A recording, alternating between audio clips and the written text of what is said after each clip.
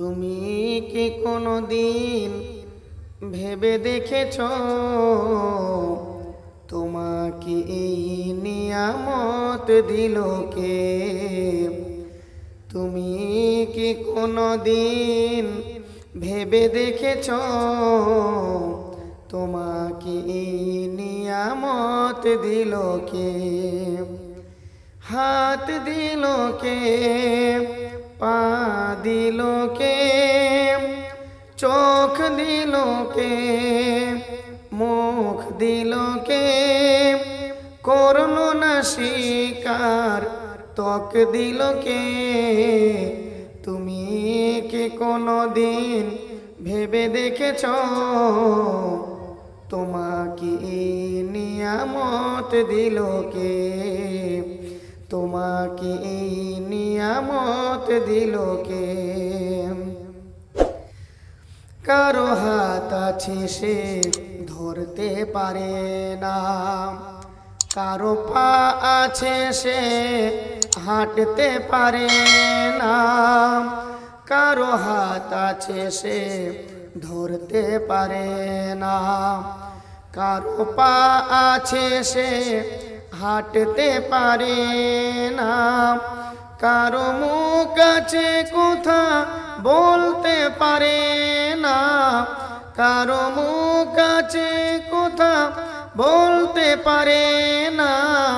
তোমার মুখের কথা ভেবে দেখেছো তুমি কি কোনোদিন ভেবে দেখেছো তোমাকে এই নিয়ামত দিল কে? তোমাকে এই নিয়ামত দিল কে? কারো কান আছে তাতে শ্রবণ শক্তি নাই, কারো চোখ আছে তাতে জ্যোতি যে নাই, কারো কান আছে তাতে শ্রবণ শক্তি নাই, কারো চোখ আছে তাতে জ্যোতি যে নাই, কারো চোখ আছে আবার কারো চোখ নাই, কারো চোখ আছে আবার কারো চোখ নাই। তোমার চোখের কথা ভেবে দেখেছো তুমি কি কোনোদিন ভেবে দেখেছো তোমাকে এই নিয়ামত দিল কে? তোমাকে এই নিয়ামত দিল কে? তোমাকে এই নিয়ামত দিল কে? উপস্থিত শ্রদ্ধাভাজন সভাপতি, সামনে বসে থাকা বয়োজ্যেষ্ঠ বৈকনিষ্ঠ মুআজ্জাজ মুসাল্লিন কিরাম, পর্দার অন্তরালে মা, খালা, বোন ও বোনান্নেরা, সর্বাগ্যে সেই মহান করুণাময় রাব্বুল আলামিনের প্রতি কৃতজ্ঞতা জ্ঞাপন করি যে আল্লাহ আমাদের সকলকে ভালোবেসে সর্বপ্রথমেই মজলিসে বসার তৌফিক দিয়েছেন, আর আমাদেরকে আল্লাহ ভালোবেসে আজকে এত বড় একটা সুযোগ করে দিয়েছেন, এর জন্য সকলে বলি আলহামদুলিল্লাহ। তারপরে আমাদের প্রিয় নবীর প্রতি লাখো কোটি দুরুদ, শান্তির ধারা বর্ষণ হোক, যিনি ৭ জাতির জন্য ৫৭০ খ্রিস্টাব্দে আরবের মক্কা শহরে জন্মগ্রহণ করে ইসলামের পথ আলোয় আলোকিত করে গেছেন এবং আমাদেরকে এত বিশাল একটা বৈষম্যতা দান করে গেছেন, এর জন্য সকলে বলি সাল্লাল্লাহু আলাইহি ওয়াসাল্লাম। বন্ধুগণ, অনেক কথা অনেক মাইকে আমাদের বলতে হয়, এজন্য আমাদের নিজস্ব এই এলাকাতে আমি আপনাদেরকে আর কি বলবো, সেটা হচ্ছে আল্লাহর নিয়ামত, আল্লাহর প্রশংসা আমরা যাপন করতে পারছি না। কি করে আল্লাহর নিয়ামতের স্বীকার করবেন, কি করে আল্লাহর নিয়ামতের শুকরগুজার করবেন? যদি আমরা নিজে নিজে আমাদের দিকে একটু করে তাকাই তাহলে বুঝতে পারবো, আমাদের জ্ঞান বাড়বে, কিন্তু আমরা এগুলো করি না, এগুলো আমরা চেষ্টাও করি না ভাবার। মা বোন, আপনারা আস্তে আস্তে করে চলে আসুন। বাবা জীবন যিনারা খাওয়া দাওয়া যিনাদের হয়ে গেছে এদিক ওদিক আনাচে কানাচে ঘোরাঘুরি না করে মজলিসে এসে বসে পড়ুন, ইনশাআল্লাহ ফয়দা রয়েছে।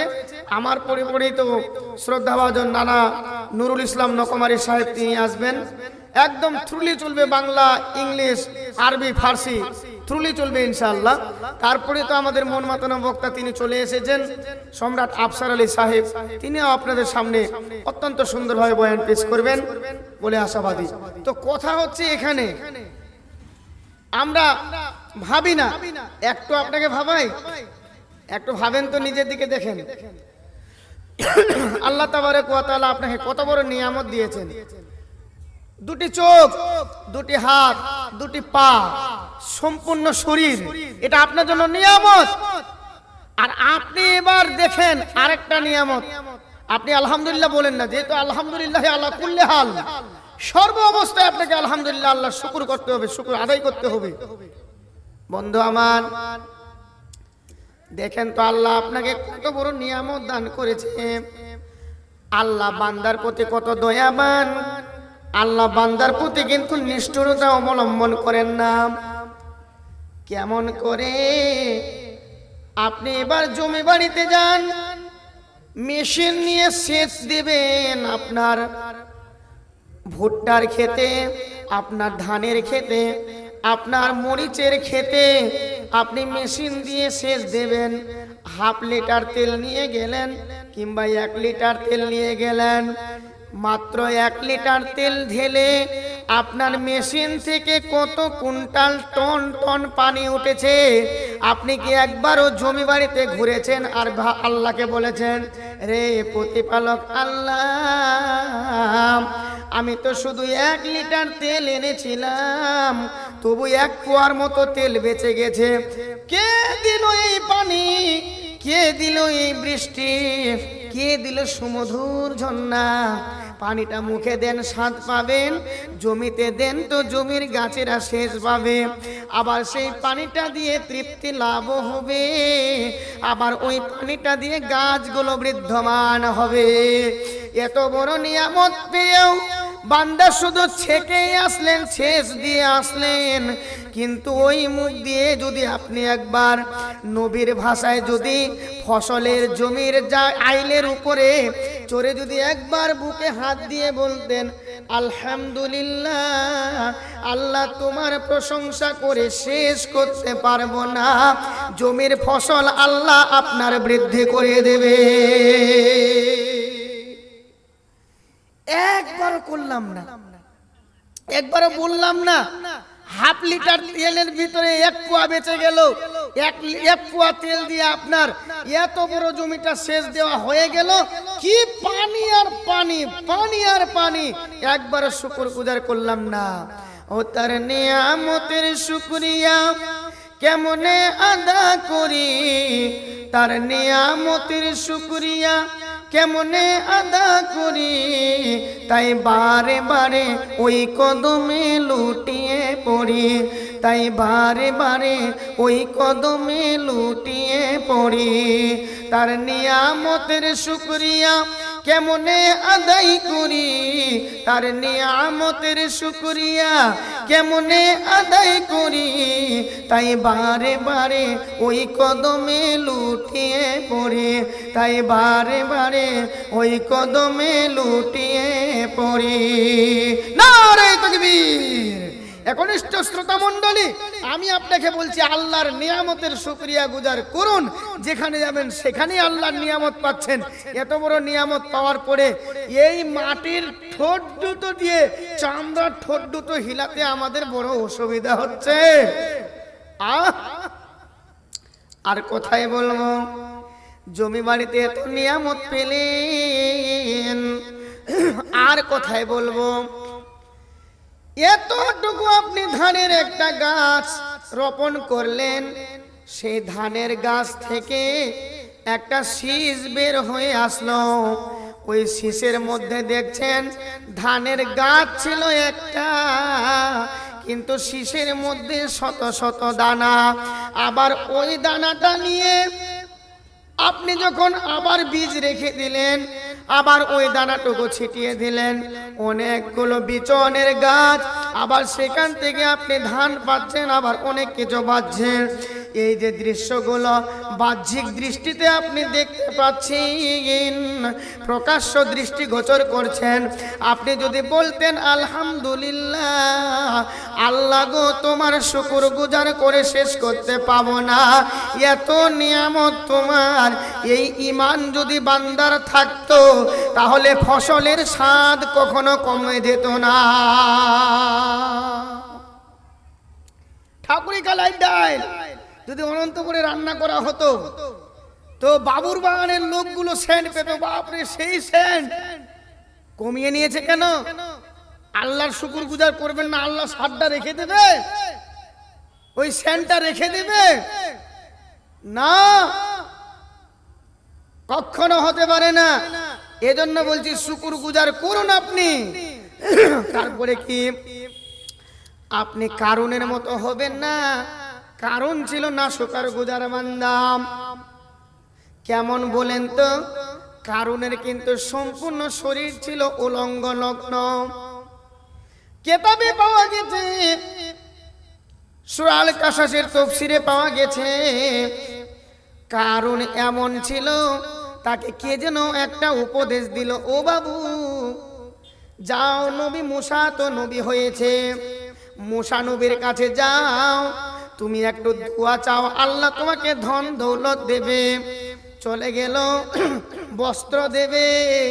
এই কথা শুনতে গিয়ে চলে গেল কারণ মুসার কাছে। নবী মুসা বলছেন, দোয়া করে দিলেন।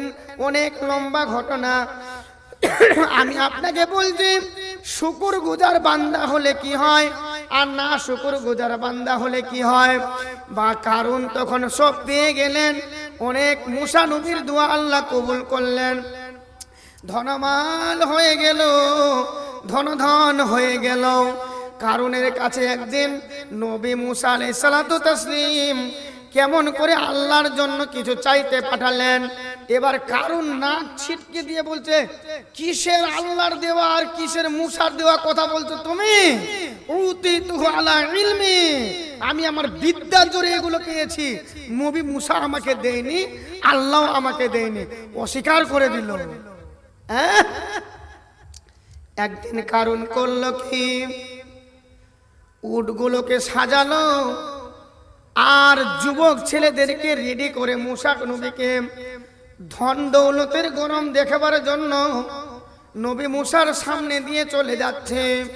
সূরা আল কাসাসের ভিতরে আল্লাহ বলছেন, ফাকা সাফনা বিহি ওয়া বেদারিহি, আমি রাগান্বিত হলাম, আমি ক্রোধিত হলাম, মাটিটাকে বললাম ফিরে যা, মাটিটা ফিরে গেল। তো কারণ তার সঙ্গের সাথী দল বল সৈন্য সামন্ত ওই কারণের মাটি ফিরে ঢুকে গেল, ঢুকে যাচ্ছে তো ঢুকে যাচ্ছে, কতক্ষণ পর্যন্ত ঢুকবে?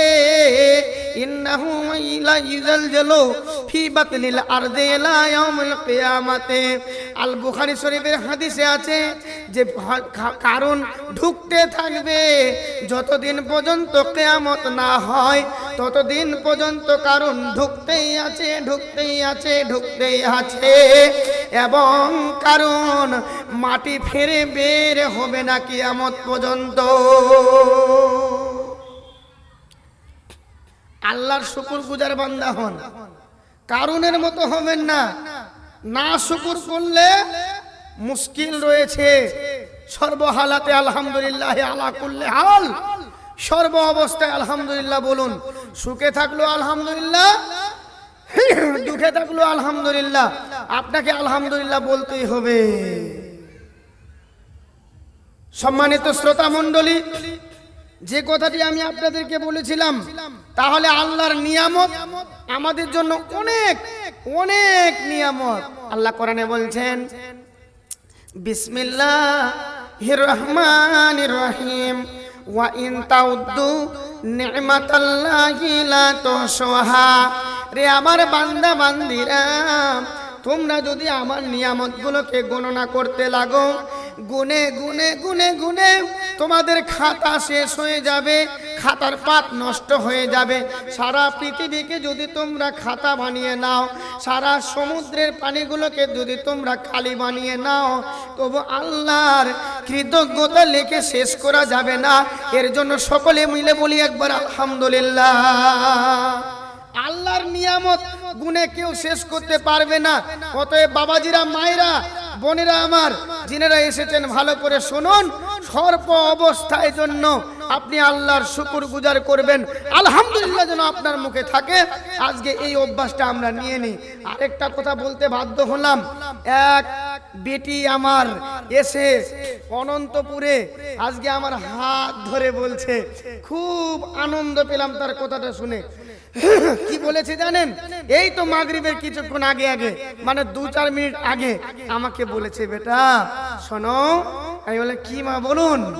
এই তাহাজ্জুদ নামাজের সম্বন্ধে একটু তুমি বলবে, কারণ তোমাদের গ্রামের মহিলারা তাহাজ্জুদ এগুলো নামাজ তো পড়েই না, তাহাজ্জুদও পড়ে না।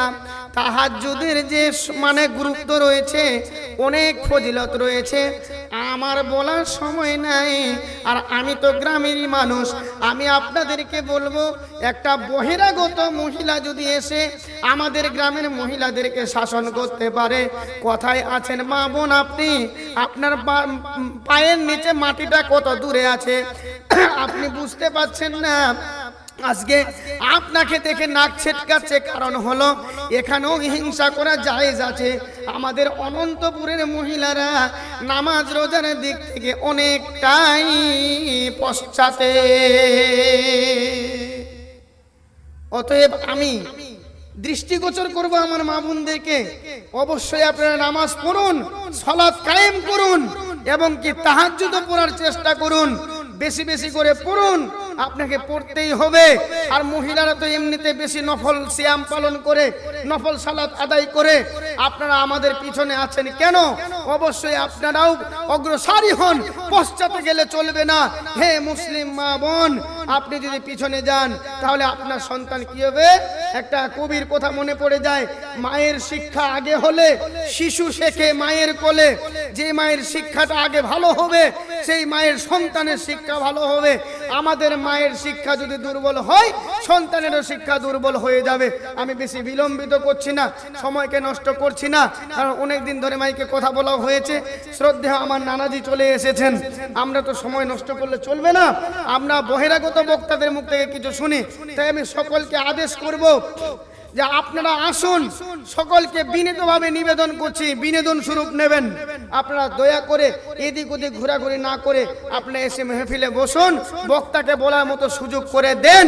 এই বলে আমি আমার বক্তব্যের যৌবনিকা টেনে নিচ্ছি। আল্লাহ যেন আমাদেরকে সুন্দরভাবে এর প্রতি, যেগুলো কোরআন হাদিসের কথা বললাম, যেগুলো আমার মুখ দিয়ে বললাম সেগুলো না মানেন, কোরআন হাদিসের যেগুলো কথা বলেছি ওগুলোর প্রতি একটু ভরক্ষেপ দেন, একটু মানার চেষ্টা করেন, মান্যতা দেওয়ার চেষ্টা করেন। ও আখির দাওয়ানা ওয়ানিল হামদুলিল্লাহি রাব্বিল আলামিন। আসসালামু আলাইকুম ওয়া রাহমাতুল্লাহি ওয়া বারাকাতুহু।